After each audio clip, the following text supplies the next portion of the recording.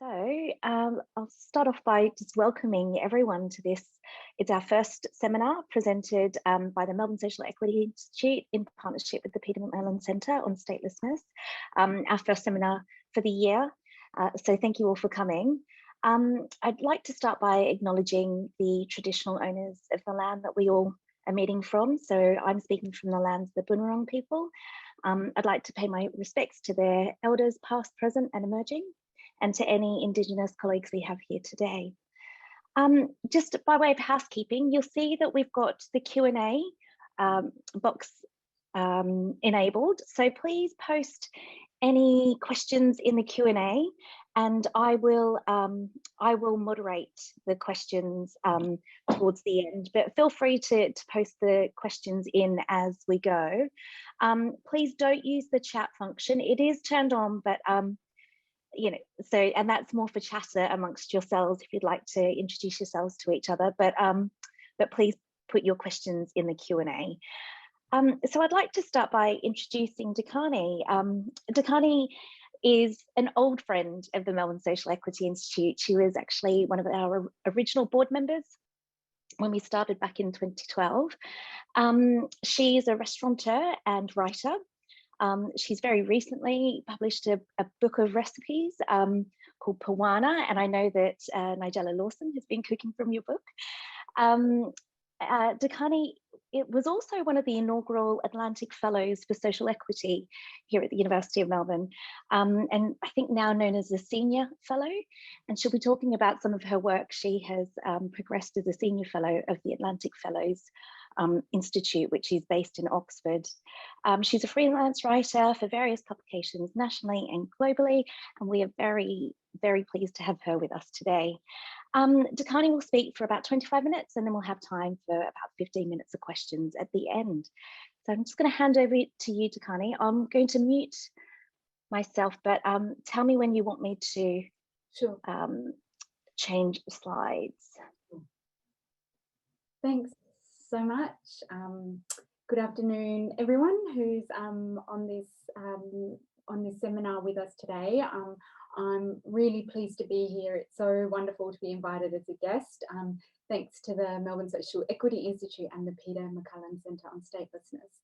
I'm joining you from Adelaide today on traditional Kaurna land, where I pay my respects to elders past, present and emerging.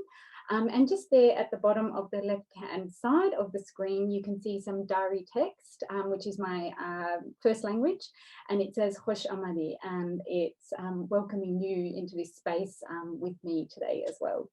Next slide, please. Just a quick overview of today's talk. Really, I hope it will be rather informal and relaxed. And I want to qualify the presentation by saying that I don't mean for it to be a technical discussion in any way. I do recognise that there are varying legal definitions of what it means to be an asylum seeker, a migrant, a refugee, or a displaced person. And I recognise the complexities of these identities. But for the purposes of today, what I would like to do is use the word displacement or migration to foremost encapsulate the broad experience of human movement, to explore the associated dynamic of belonging or otherwise that this movement today engenders in our world. And really, I would like to speak to you about displacement in a way that it has come up in my own life trajectory as my own experience as a displaced person. And while there are so many different strands to explore, in today's talk, in the time we have, I really want to just centre on the role of narratives in defining the way we perceive displacement. And I think it's important to note that the reason that I place an emphasis on narratives is that through my work, through my writing, through my experiences, I've come to develop a deep appreciation for the importance of narratives as the means by which we understand ourselves individually and collectively, as a means by which we imagine our world into being and set the limits or expanses of what is possible. And in a more tangible sense, narratives form the basis of the legal, political, and socio-cultural norms that in turn shape our realities. So narratives are quite central to any discussions around equity and justice. And when it comes to the issue of displacement, I've come to understand that we've normalised narratives that have rendered it problematic in several dehumanising ways, in ways that we might all recognise as quite overt. For example, when demagogic leaders scapegoat the world's most displaced people as a means to achieve their own political and economic ends. But also in more subtle and equally problematic ways, I would say. And these are the ways that interest me the most and what I'll be sharing with you today. They're ways that keep our understanding of displacement in a space that doesn't adequately capture the reality of the experience, or the degree to which it is not a peripheral issue only for those who have been marginalised by it, but an issue that reflects upon and concerns all of us. So in light of that, I'm interested in how narratives operate in at least two ways: in a reactive sense, in terms of how they might be limiting and sanitizing our understanding of displacement, and also in a proactive sense, in terms of how they can be shifted to create more humanized realities. So in today's session, I want to share with you just how I've been working to engage with the narrative surrounding displacement in a way that explores that dynamic. Next slide, thanks, Charlene. So I was born in Afghanistan in 1985, and that's just a picture of two of my sisters, an auntie and I. I'm the little baby, and I was born into an Afghanistan during the height of the Cold War. It was a time of Soviet occupation of the country, and Cold War tensions were playing out between Soviet Russia and the United States on Afghan soil. And it was really a time of deep trauma for the nation. It was a time when over half of the country's population had either been disappeared, killed, or sent into exile. And I believe the country never fully recovered from that period in the 70s and 80s. In the same year that I was born, in 1985, my family became refugees. We fled on foot into neighbouring Pakistan, where we lived in a refugee camp for some time before eventually being accepted in Australia on humanitarian grounds in 1987. Next slide, thanks, Charlene. So this is a photo of my family in those very early days when we first arrived in Melbourne, and I'm the smallest one that is in my dad's arms. But as I grew up as a first generation migrant, a recurring and resonant theme that came to bear in my life was the awareness of dualities, a split, a widening gulf, a separation between my human and layered experience of Afghanistan and my Afghan identity, compared to the simplified, reductive and othered image of Afghanistan that was increasingly being normalised in the world. And this schism, I realised, is facilitated by the elevation of narratives in which a very monolithic view of the world prevails, where those from parts of the world that it has been necessary to cast as subaltern for the purposes of the redirection of resources or to centralise state power, these people are spoken about, silenced and made passive within their own histories and within their own present identities. So in this way, I became attuned to the fact that a significant part of how we today engage with issues of migration, refugees and displacement rests upon these very deeply ingrained ideas of an enforced voicelessness, unworthiness, and in many ways upon ideas that cast displacement as a vulnerability often to be exploited and as a departure from the natural order. Next slide, thanks, Charlene.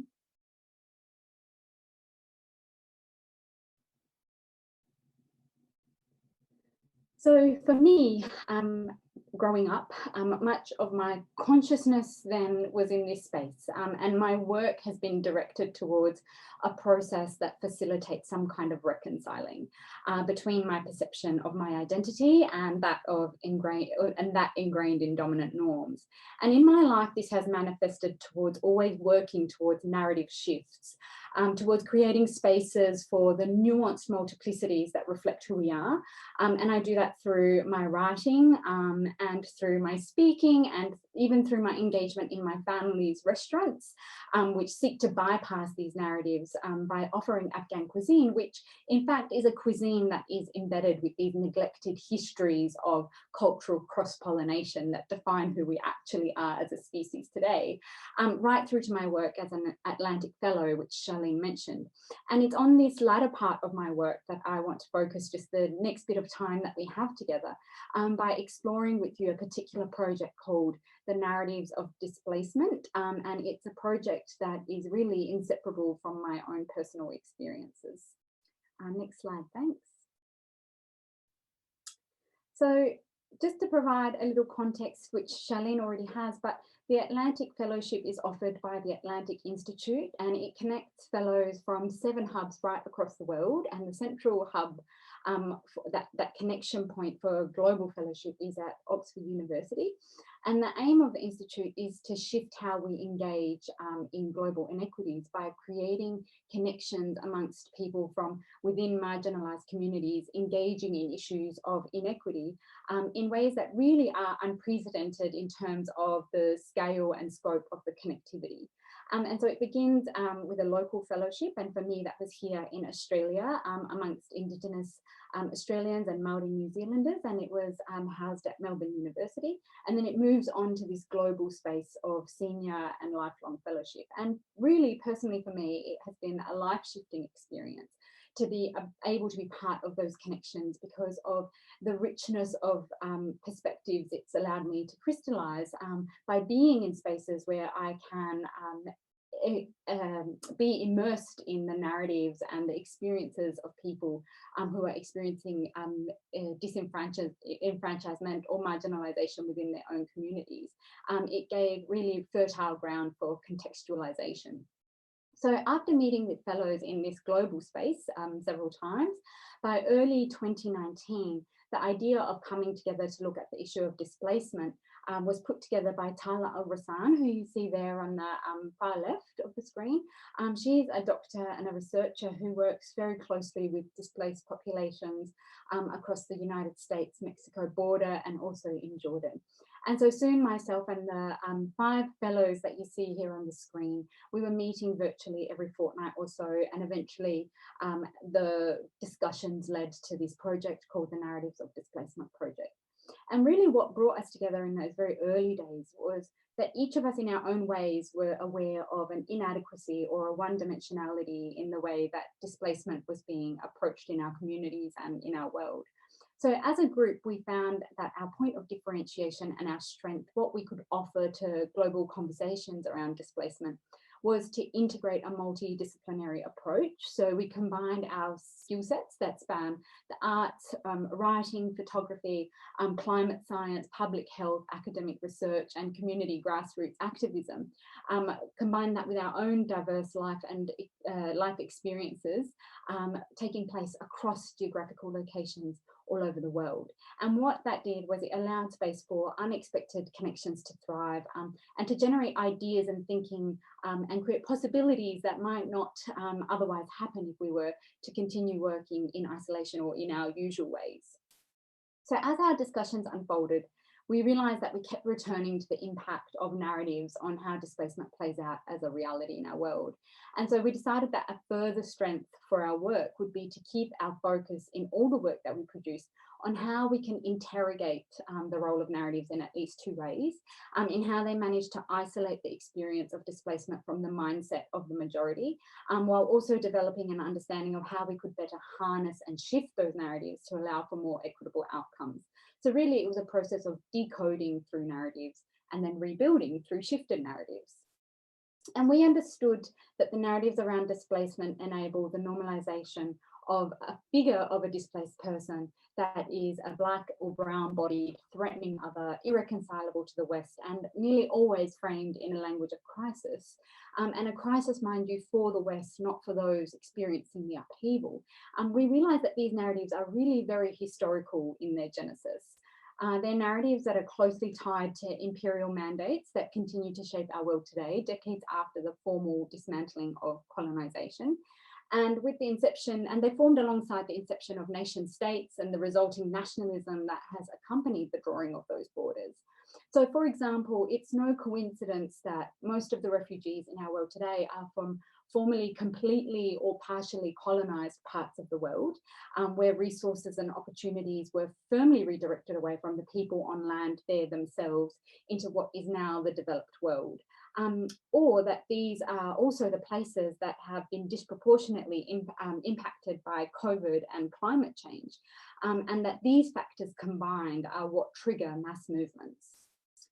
And we also recognise that even in spaces or efforts dedicated to alleviating the suffering that today accompanies displacement, so often these historical realities were not incorporated into our understanding of displacement. And instead, the language and the mindset of support focused only on an ethical or a moral lens. So, for example, through things like refugees are welcome or efforts designed to assimilate displaced people into host countries. And while, of course, a moral lens is welcome, it can be deeply problematic when it's divorced from any recognition of the historical and political realities that bring displacement into being, because it elevates a notion of justice that depends not on a reckoning with the polarization that has been embedded into our histories, but just purely upon the magnanimity of host countries in a way that absolves them from those shared histories.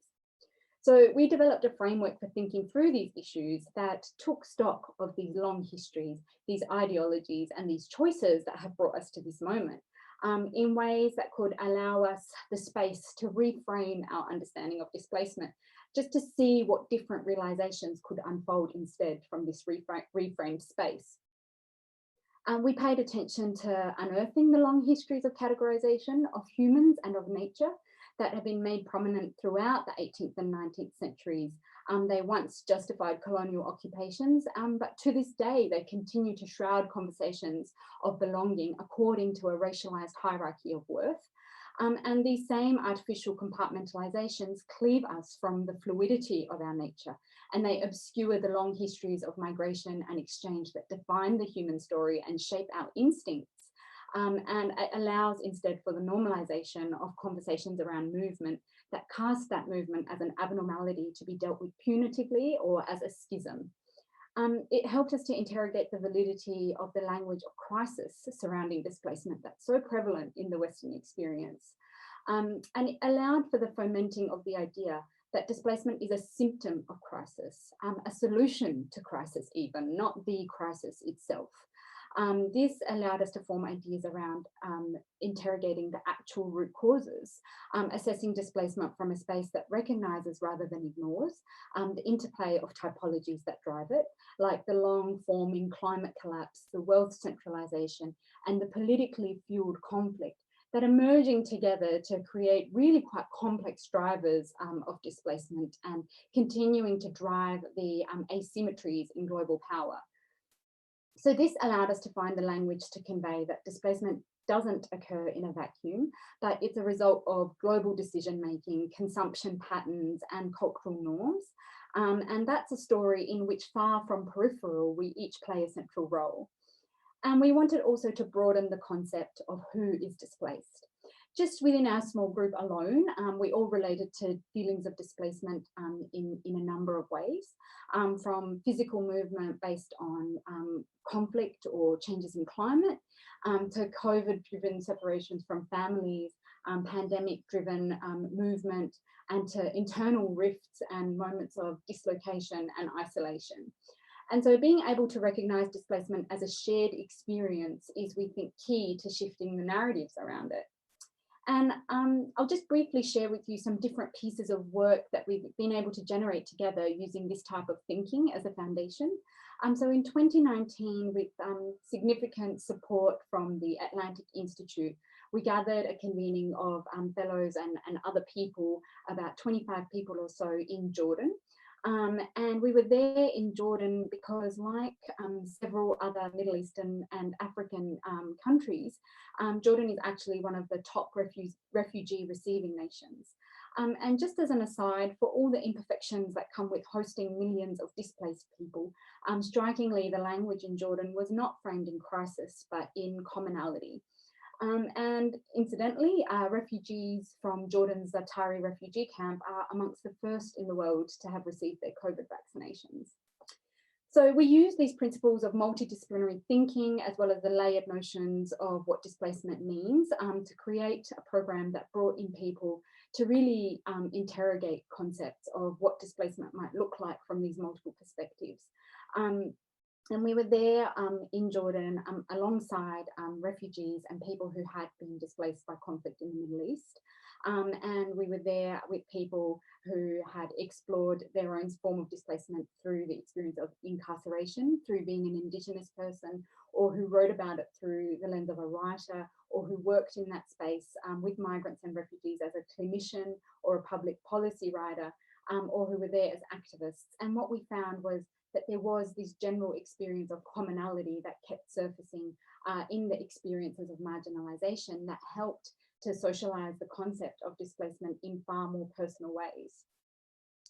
We visited those who live in Zaatari refugee camp, and Zaatari is a camp that hosts the largest number of Syrian refugees anywhere in the world. And we experienced the resilience, the frustrations, the haphazardness and the deep humanity of those who live there. And we've made ongoing connections with a group of displaced Syrian students who generously shared their stories with us. Next slide, thanks. So building on this work as a group, we blended our skill set to create a series of photographic images, and there's just two of those images there on the screen, images of the Syrian refugee students that we met. And we've planned to put those images alongside pieces of narrative writing and academic research on health, and really to elevate displaced people to be at the centre of their own stories. And when we were speaking to these young students, they shared with us so many insights on their experiences with deep humanity and generosity. And there was a quote from the young girl on the side, Rima Al-Hamad, and she said, displacement isn't a word that you can define in the dictionary. It summons all the emotions, a full range of emotions that can't be defined, which I thought was really poignant and really quite apt. The next image, please. The next slide, please, Shani. We also cross-collaborated to create a piece of writing that weaves together the multiple experiences of displacement to amplify the complexities and the shared parallels that sit at the root of displacement. And the people that contributed to this piece were people who lived in refugee camps, somebody who had experienced incarceration, or migrants that had been exposed directly to the violence that comes from the racist categorization of our identities. We created a website to house our projects, which is what we see as a work in progress to evolve alongside increases in our knowledge and increases in experiences that we have. And our vision for the website is to really create a resource that can cut across falsified boundaries by giving sight to these otherwise invisible connections that link us through the narratives of displacement. And before COVID, our vision was to continue to collaborate in this way like we did in Jordan across geographies. But in light of COVID, like so many others all over the world, we paused and we thought about our approach and we internalized the learnings that arise from a global pandemic and really wanted to think about how COVID impacts our work and our thinking around displacement. So we're in the process of exploring local projects that we can each carry out within our own communities and then finding ways to blend those experiences back together. And just taking time to think about the things that have been made apparent through COVID. So the impact of human activity on climate and natural habitats that will be increasingly driving movement, the internal displacement that has been elevated through the loneliness for so many because of isolation and distance from our loved ones, and also the further widening of the gap that's being generated by increasing centralisation of wealth through COVID. But this all is counterbalanced by an equally powerful notion of a growing realisation of the opportunities to shift the way we think and what we preference in our work to write ourselves into deeper, more aligned and more human narratives. Next slide, thanks. So while there is so much work to be done, and we're admittedly just scratching the surface, and there is so much more that I myself would like to be learning and writing about, I hope I've just been able to share with you some sense of why I think it's increasingly fundamental to scrutinise the relationship between narratives and displacement. And we cannot know, of course, how patterns of movement will unfold or even what we'll be collectively facing in our future. But I do believe that we can correct for at least some of the violations that we've normalised into being by engaging with displacement through narratives that are embedded in reckoning with our shared histories that have brought it to bear, and that acknowledge that it hasn't unfolded in ways that are isolated from global norms. We can shift the trajectory of the experience of displacement by incorporating a broader notion of what it is into our narratives and beginning to understand it as a human norm in response to crisis. And integrating such perspectives into the frameworks, whether they be political, social, legal, institutional, or even into our own identities, I think we'll be able to help us unmask and then shed the artificialities and the confinements that presently trap our understandings of displacement and create so much unnecessary trauma. And from such a reframed space, we might be far better positioned to develop responses to displacement that reconcile the constructed gulfs and instead reflect our inextricable links, the depths of our humanness, and which animate into being the full expanse of our imaginative potential. Next slide. Tashakor, thank you. Thanks so much for listening.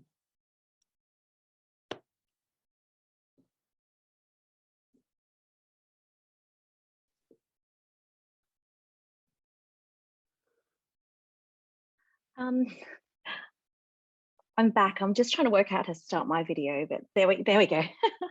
Thank you so much, Durkhanai. That was, I always love hearing you speak. I think the first time I heard you speak at an event about feminism, I was like, we need to have that woman on our advisory board. And you have such a poetic way with words. I really loved your reflections on the sort of shared humanity that we all have in our, how close we all are to potentially experiencing displacement in some form. Okay, we've got a couple of comments in the chat, but nothing in the Q&A so far. So please, if anyone has any questions for Durkhanai, please post them in the Q&A and I'll read them out to Durkhanai. We've had some gratitude being expressed from people saying that was amazing, and it truly was. It's looking at the website. It is a beautiful website and very rich in its content, but being able to hear the backstory of how that's created is a really special thing. No questions. I think you've blown everyone away. I'm just reflecting. No problem. If there are any questions at any point, I'm more than welcome to take conversations on email or any other further discussions. I'm happy to have them if they're useful for anyone. Well, if no one else in the audience has a question, perhaps I'll ask a question. You talked about sort of the framing of crisis, and I think that's really interesting, how it's always framed as a crisis for the West. Can you tell us a little bit more about sort of what you unpacked from that? Yeah, sure. Well, I think it's first and foremost a broader undercurrent of something that I'm very aware of, which is just the lens through which we see things is so often a Western homogenized lens. And not just in this project of the narratives of displacement and my work with the fellows, but in so many other things that I do, I realize this has become almost the primary thing that I would like to circumvent. Because I do believe, tying into the notion of narratives, the ability to inject ourselves meaningfully into the narratives that shape our world is what basically drives equity or inequities that unfold. And just from my own experience, obviously with my Afghan heritage, so much of what I wanted to explore in the book that I put out just recently alongside my family was exactly that, because I realized that so many of the narratives about Afghanistan, about Afghan people, it was all embedded in a language of pathology, of what people thought about us, or a language of paternalism, of, you know, what we've done wrong, or a language of war, of what warriors we were, you know, and none of these things are human. These are things that distance us from any true deeper sense of understanding. So really something I'm so animated by is being able to inject into global narratives the multiplicities we need to avoid crisis, and to be able to see things with the rich perspectives that we need, really to confront so many of the challenges that we're seeing in our world today. The narratives, I would say broadly, are designed to disconnect and segregate us from ourselves based on a racialized hierarchy of worth. But the challenges that we're seeing, things like COVID and the mass movement of people, for example, these cut across these dissections in ways that completely make no sense to have those boundaries even existing. And so I really think we're at a time where the work of justice and equity is to challenge that monolith. And in the space of displacement, that means being able to say, it's not actually a crisis for the West. It's driven by crises that have been made predominantly through the actions of the developed world. But the negative impact of that is being felt on people who have been left behind. And to use the language of crisis is to play into those kind of frames that have been developed, which elevate the experience of being Western, that Eurocentric experience at the expense of everybody else. And it's really important to challenge that, which is why I wanted to make the point of the top refugee countries in the world all being non-European, non-Western countries who absorb these refugees, albeit with all manner of imperfections, but absorb the refugees without the language necessarily of crisis. And so it's really important that we can find ways to connect with those different narratives because they enable different realities to unfold. Thanks, Durkhanai. We do have a couple of questions now that have popped up. So one from my lovely colleague, Jennifer Ballant. Thanks so much. Interested in what local projects you may get involved in or establish?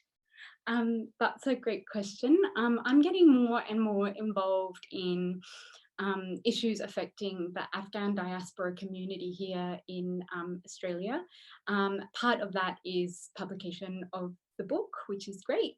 Another part of it is, I guess, tying back into this ability to create and own our histories and experiences, and also kind of entwining that with the experience of indigeneity, because I think that something that happens is these experiences of suffering and marginalization, which have so much in common in their historical roots, are socialized in the media and in cultural norms as very separate issues. And I think that kind of weakens the way we can engage with those issues. So here in Adelaide, I've been involved in discussions around how we shift narratives around the community's experiences of migrants, as well as a project that's involving resurfacing Australia's history of the Cameleers, which is a very entwined history with Indigenous Australia. And that's a history that's largely forgotten, but it is a history that has shaped the aura, the shape of our nation today. And so I'm really interested in how we start to elevate those kinds of experiences and narratives. And so we're all, as fellows, kind of working away in our own localities. And, you know, we've given ourselves time because so many of, you know, COVID just rattled so many people's worlds. And for those who are working, those fellows in our group that are working in health spaces, that kind of thing, there's all these primary kind of really immediate things that need response, such as vaccinating and looking after communities and that kind of thing. So we're all just kind of working away in our own localities. In South Africa, Zanele is looking at, you know, how you start to change the way we depend on food, and how you can start to empower communities to be sustainable and grow and so grow their own food. So she's working on seeding projects and that kind of thing. And so we're all kind of having these really interesting experiences that with time we want to build together and share on our website. Thank you. Another question. So Durkhanai, have you published any pieces on this topic in literary magazines or other publications outside academic settings? Thanks for the question. I mean, I've been writing for a long time, and in hindsight, when I look back, a lot of that writing centers on the experience of migration, on the experience of being a Muslim woman living in a post 9/11 world, and kind of these resonances, these themes that kept coming up in my writing. I do have just like a blog called multitudes.press which I probably need to keep up to date more, but where I do kind of post any pieces that I've published. And the piece that I put on as a screenshot on the presentation, which was the Global Republic of the Displaced, that was a really great piece that kind of part of the writing there is mine, and it wove together these kind of comparative experiences. So that's on the narrativesofdisplacement.org website if you're interested in reading that. And I do actually plan on focusing on these things in my next pieces of writing, whether it's a book or an essay or that kind of thing. Thank you. Okay. A question from Sarah. So thank you, Durkhanai, for your compelling presentation. I'd be interested in hearing more about how you see the dynamic between those who tell their stories and those who listen and read them. Is there a focus in the project on how the stories should be received, or is it mainly on those who tell them? I don't know if I'm very clear. I'm trying to listen while thinking and writing. I think that was my problem as well. Hi, thanks for the question, Sarah. I think the important thing is to just even be aware of who is telling the story and whose voice is given space. So for example, just as an example, when we were doing this photography project with the refugee students, we were so conscious, and as a group, we decided to really talk about the ability to almost appropriate those images and the stories for our own needs, whether it was to be seen to be producing work or what, not that that's what we were trying to do, but I'm just saying it can really easily slip into that space unless you kind of create a concerted and conscious effort around involving people so that they're not subjects in your stories or in your pieces of work, but that they are active participants. It was really important for us to obviously have consent around where we published images and quotes that, you know, that the students shared with us. So I don't think it's any one thing. I think it's actually an approach, and the approach has to be one that is really puts your own kind of needs or your own ego right in the back and just opens a space for the people that are marginalized from their own histories and their own present to take the center. And I think we tried our best to do that with this project by continually involving the students. We still have relationships with the students and kind of let them know anytime something's happening. That piece, one of the pieces that I wrote, deliberately included an essay from one of the students that wanted to be involved. So I think it's just about creating an awareness of whose voice is privileged and around authorship, whose name is put to things, that kind of thing. And really just being much more open to inviting people into that space so their stories aren't appropriated, distorted the way stories can be so easily in dominant narratives today. Thank you. One last question. So this is from Troy. Thanks very much, Durkhanai. Could you perhaps elaborate on the concept of falsified boundaries impacting displaced peoples? I'm interested particularly in regard to the structural basis of these false boundaries. Okay, well, I guess you could look at that in several ways. You could argue that the borders and boundaries around nations are falsified and human constructs, and think about all the different barriers that that's created in terms of perceptions of self and national identity that can be really quite marginalizing. When I speak about it when I used it in the sentence in my speech, in the presentation, I think it was in regards to the othering, the kind of emotional, psychological, spiritual distancing of people that are not from the kind of the West, the people not from spaces that control narratives, how they can be othered. And that's something that comes up a lot in the work of Edward Said, who is a late Palestinian American professor.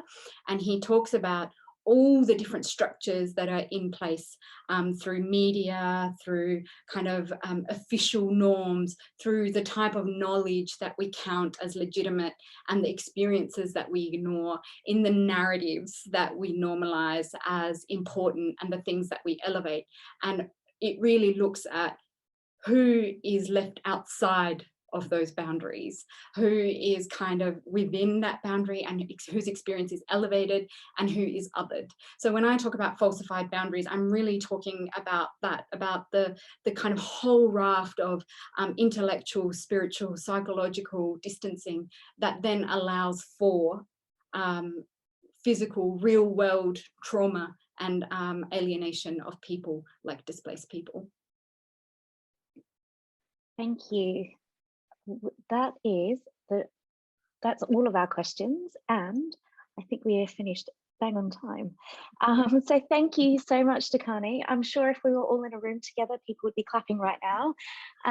But we so appreciate you sharing your experiences, and we all wish you the best for the next phase of narratives of displacement. And I'm sure we'll all be watching eagerly to see if there are new content that goes up there. And we've got some comments in the chat of clapping. Thank you so much. So just to let everyone know that our next seminar in this series is on Thursday the 15th of April at 5 p.m. The speaker will be Eric Paulson, and he is the representative of Malaysia to the ASEAN Intergovernmental Commission on Human Rights. So that's sure to be a very interesting discussion. So thank you again, Durkhanai. It's been a real pleasure to listen to you talk about the amazing work that you do.